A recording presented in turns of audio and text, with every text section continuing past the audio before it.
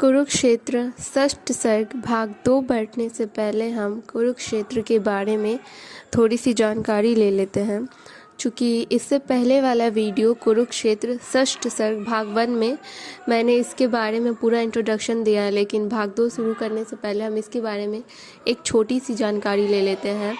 तो कुरुक्षेत्र रामधारी सिंह दिनकर जी द्वारा रचित एक प्रबंध काव्य है। इसका प्रकाशन दूसरे विश्व युद्ध की समाप्ति के उपरांत सन 1946 ईस्वी में हुआ था। इस रचना में युद्ध की भयंकर समस्या को विश्लेषण और विवेचन के लिए उठाया गया है। इस रचना में दिनकर जी ने आधुनिक समस्याओं पर प्रकाश डाला है। यह रचना 7 सर्गों में बटी हुई है। आज हम कुरुक्षेत्र रचना का छठा सर्ग षष्ठ सर्ग भाग 2 पढ़ेंगे। तो षष्ठ सर्ग में कवि ने के चिंतन का विषय है मनुष्य। सच बात यह है कि मनुष्य पर विचार किए बिना मनुष्य से संबंधित किसी भी समस्या पर ठीक से विचार किया ही नहीं जा सकता। एक तरफ देखा जाए तो मनुष्य से श्रेष्ठ इस संसार में कुछ नहीं है, लेकिन यदि उसके विनाशकारी कर्मों पर विचार किया जाए तो उस जैसा निंद जीव भी कोई ही नहीं निकलेगा। सृष्टि के आदिकाल से वह प्रकृति और अपने वातावरण के साथ निरंतर संघर्ष में रत है। साहित्य, कला, ज्ञान, विज्ञान में जो उन्नति उसने की है वह विस्मयकारणीय है। कविता की ओर बढ़ने से पहले हम रामधारी सिंह दिनकर के शब्दों के बारे में पढ़ लेते हैं जो उन्होंने इस कविता के बारे में लिखी थी। इस कविता के निवेदन में उन्होंने लिखा है कि कुरुक्षेत्र की रचना भगवान व्यास के अनुकरण पर नहीं हुई है और न महाभारत को दोहराना ही मेरा उद्देश्य था। मुझे जो कुछ कहना था वह युधिष्ठिर और भीष्म का प्रसंग उठाए बिना भी कहा जा सकता था, किंतु तब यह रचना शायद प्रबंध के रूप में नहीं उतरकर मुक्तक बनकर रह गई होती। तो भी यह सच है कि इसे प्रबंध के रूप में लाने की मेरी कोई निश्चित योजना नहीं थी। बात यूँ हुई कि पहले मुझे अशोक के निर्वेद ने आकर्षित किया और कलिंग विजय नामक कविता लिखते लिखते मुझे ऐसा लगा मानो युद्ध की समस्या मनुष्य की सारी समस्याओं की जड़ हो। इसी क्रम में द्वापर की ओर झांकते हुए मैंने युधिष्ठिर को देखा जो विजय इस छोटे से शब्द से कुरुक्षेत्र में बिछी हुई लाशों से तोल रहे थे। किंतु यहाँ भीष्म के धर्म कथन में प्रश्न का दूसरा पक्ष भी विद्यमान था। आत्मा का संग्राम आत्मा से और देह का संग्राम देह से जीता जाता है। यह कथा युद्धांत की है। युद्ध के प्रारंभ में स्वयं भगवान ने अर्जुन से जो कुछ कहा था उसका सारांश भी अन्याय के विरोध में तपस्या के प्रदर्शन का निवारण ही था। युद्ध निंदित और क्रूर क्रम है, किंतु उसका दायित्व किस पर होना चाहिए? उस पर जो अनीतियों का जाल बिछाकर प्रतिकार को आमंत्रण देता है, या उस पर जो जाल को छिन्न भिन्न कर देने के लिए आतुर है? पांडवों को निर्वासित करके एक प्रकार की शांति की रचना तो दुर्योधन ने भी की थी। तो क्या युधिष्ठिर महाराज को इस शांति को भंग नहीं करना चाहिए था? यही कुछ मोटी बातें हैं जिन पर सोचते सोचते यह काव्य पूरा हो गया। भीष्म और युधिष्ठिर का आलंबन लेकर मैंने इस पागल कर देने वाले प्रश्न को प्रायः उसी प्रकार उपस्थित किया है जैसे मैं उसे समझ सका हूँ।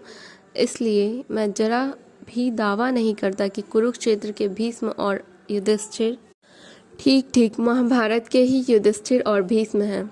यद्यपि मैंने सर्वत्र ही इस बात का ध्यान रखा है कि भीष्म अथवा युधिष्ठिर के मुख से कोई ऐसी बात न निकल जाए जो द्वापर के लिए सर्वथा अस्वाभाविक हो। हाँ, इतनी स्वतंत्रता जरूर ली गई है कि जहाँ भीष्म किसी ऐसी बात का वर्णन कर रहे हो जो हमारे युग के अनुकूल पड़ती हो, उसका वर्णन नए और विशद रूप से कर दिया जाए। कहीं कहीं इस अनुमान पर भी काम लिया गया है कि उसी प्रश्न से मिलते जुलते किसी अन्य प्रश्न पर भीष्म पितामह का उत्तर क्या हो सकता था। सच तो यह है कि यन्न भारते तन्न भारते की कहावत अब भी बिल्कुल खोखली नहीं हुई है।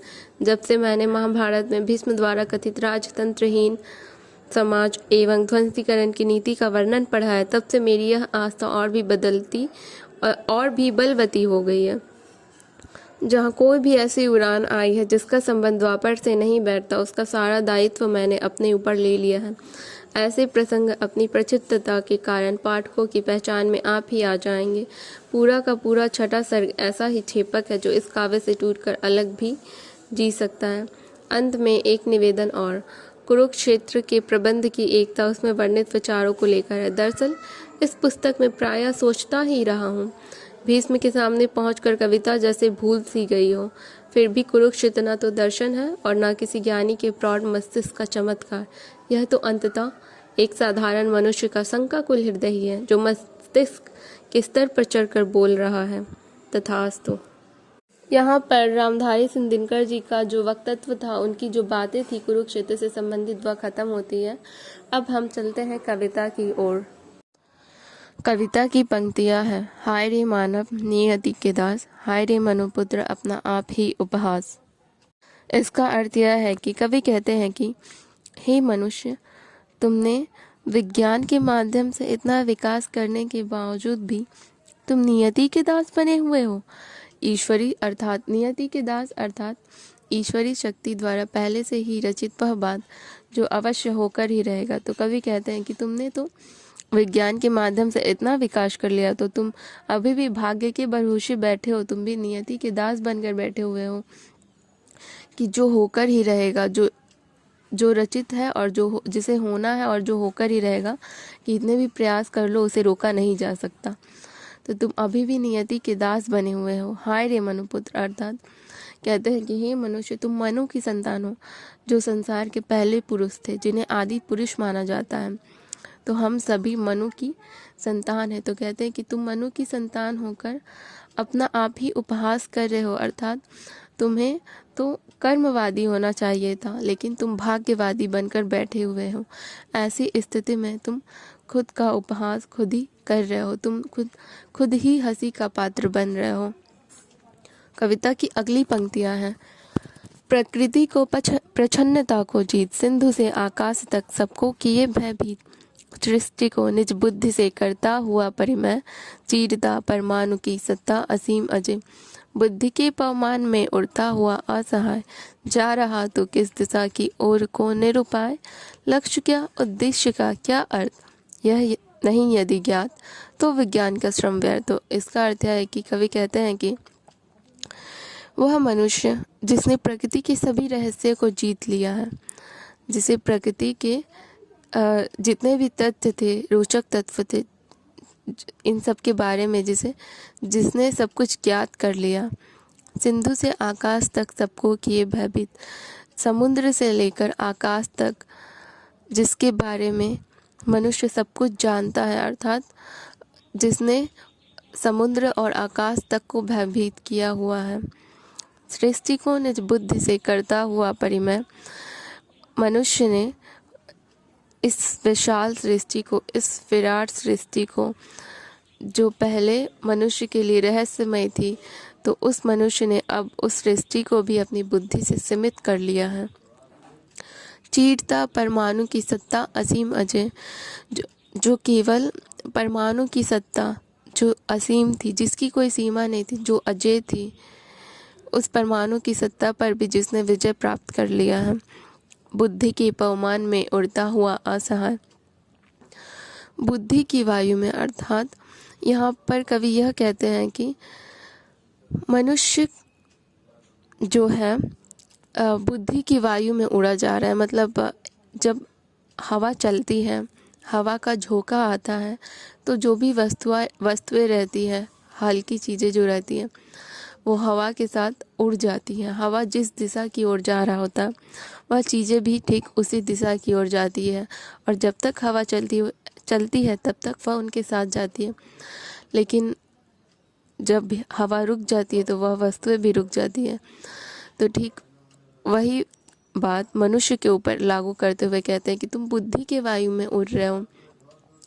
वह बुद्धि तुम्हें कहाँ तक ले जाएगी, किस दिशा की ओर ले जाएगी, वह दिशा जो है तुम्हारे लिए सही रहेगा या नहीं रहेगा, ये तुम्हें नहीं पता है।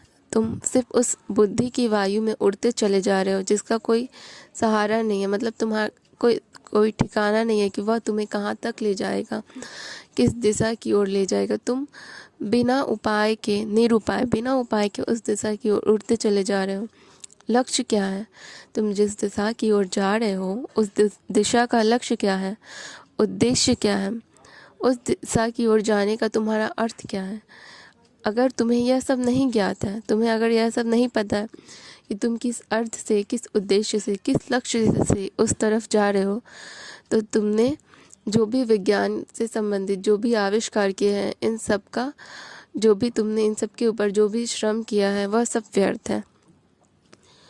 कवि आगे कहते हैं कि कविता की अगली पंक्तियां हैं, सुन रहा आकाश चरग्रह तारकों का नाद, एक छोटी बात ही पड़ती न तुझको याद। एक छोटी एक सीधी बात, विश्व में छाई हुई है वासना की रात। वासना की यामिनी जिसके तिमिर से हार, हो रहा नरभ्रांत अपना आप ही आहार। बुद्धि में नभ की सुरभि तन में रुधिर की कीच, यह वचन से देवता पर कर्म से पशु नीच। इसका अर्थ यह है कि कवि कहते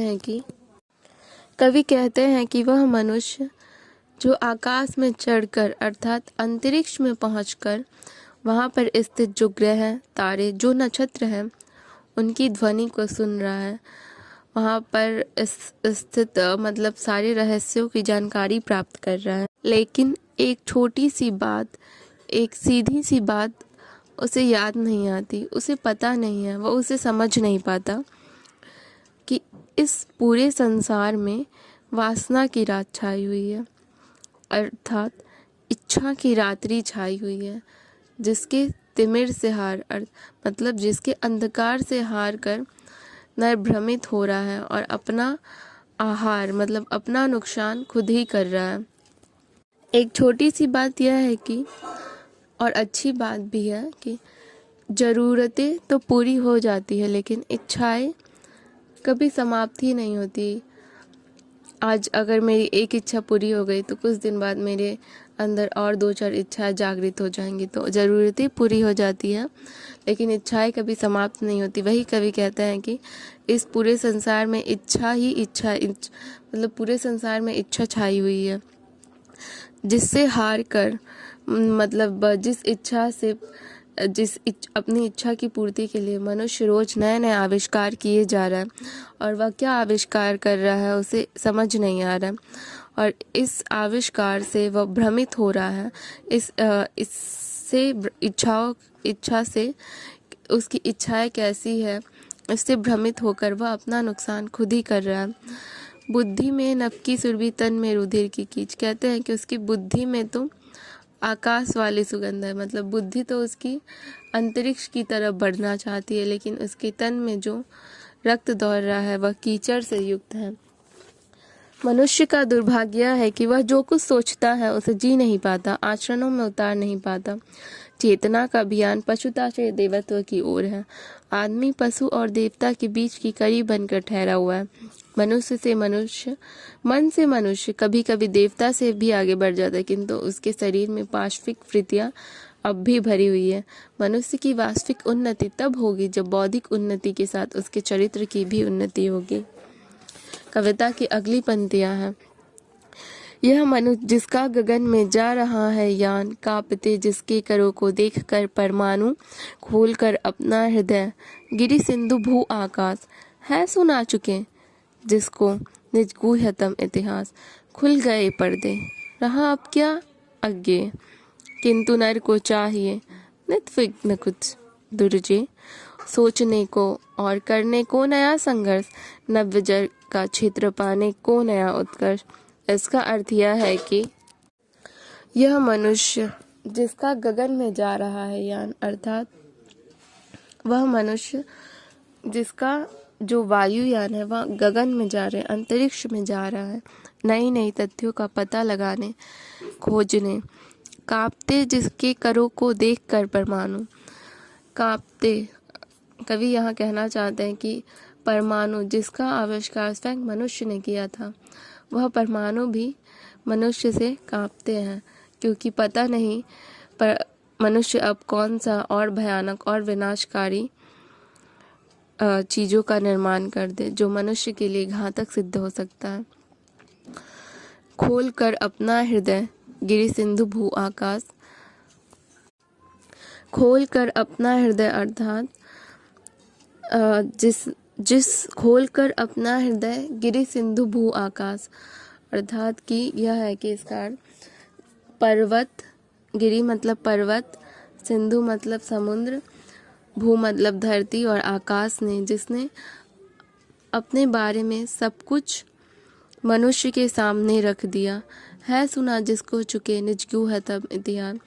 पर्वत, समुद्र, धरती और आकाश ने मनुष्य को अपना रहस्यतम इतिहास जो था, जिसे मनुष्य कभी जानता नहीं था, यह तक उसे सुना दिया। खुल गए पर्दे सारे प्रकृति के ऊपर। इस संसार में जो भी रहस्यमय था सब मनुष्य को पता है, अर्थात यही कहते हैं कि खुल गए पर्दे। रहा अब क्या अज्ञेय, ऐसा अब क्या है इस संसार में जो मनुष्य को ज्ञात नहीं है। किंतु नर को चाहिए नित विघ्न कुछ दुर्जय, मनुष्य को इस धरती के बारे में सब कुछ पता चल गया है। पर्वत, समुद्र, धरती, आकाश, यहाँ तक कि गगन में उसने यान भेज दिया है। सब कुछ उसे पता चल गया है, ऐसा कुछ नहीं जो उसे ज्ञात ना हो। किंतु नर को चाहिए नित विघ्न कुछ दुर्जय, किंतु नर है, मनुष्य है, जिसे रोज करने को नए नए चीज चाहिए, मतलब जो आसानी से किया ना जा सके। नित विघ्न कुछ दुर्जय, जो आसानी से किया ना जा सके अब वो उसे चाहिए।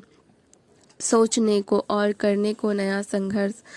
वो कवि कहते हैं कि मनुष्य को सोचने के लिए भी और करने के लिए भी कुछ नया संघर्ष कर उसे चाहिए।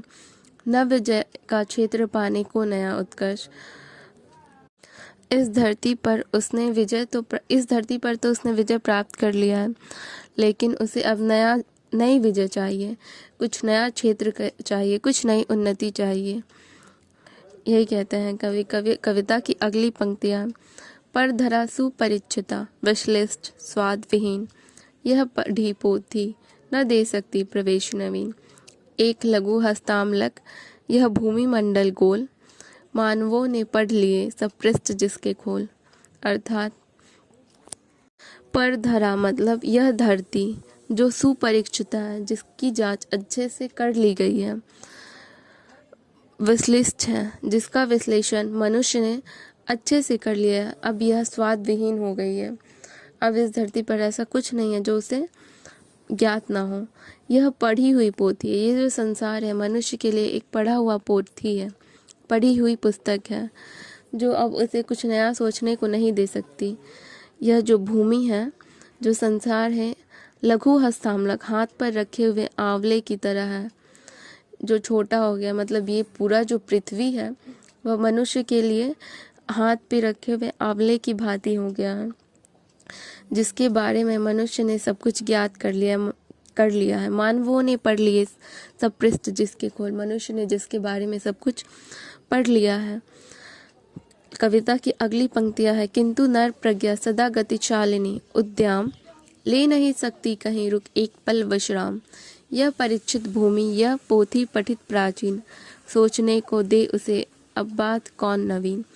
यह लघु ग्रह भूमि मंडल, व्योम यह संकीर्ण, चाहिए नर को नया कुछ और जग विस्तीर्ण। कवि कहते हैं कि नर की बुद्धि, नर प्रज्ञा मतलब नर की बुद्धि सदा गतिशालिनी, जो हमेशा ही गतिशील रहा है, आगे की ओर बढ़ने वाला रहा है।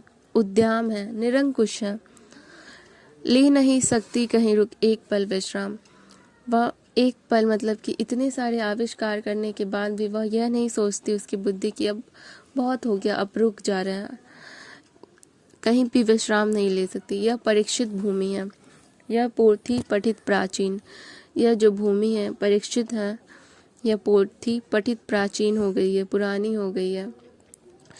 अब उसे कोई नई बात सोचने को नहीं दे सकती। यह लघु ग्रह भूमि मंडल, यह जो भूमि मंडल है एक छोटे गोले की तरह हो गया, सकरा हो गया है।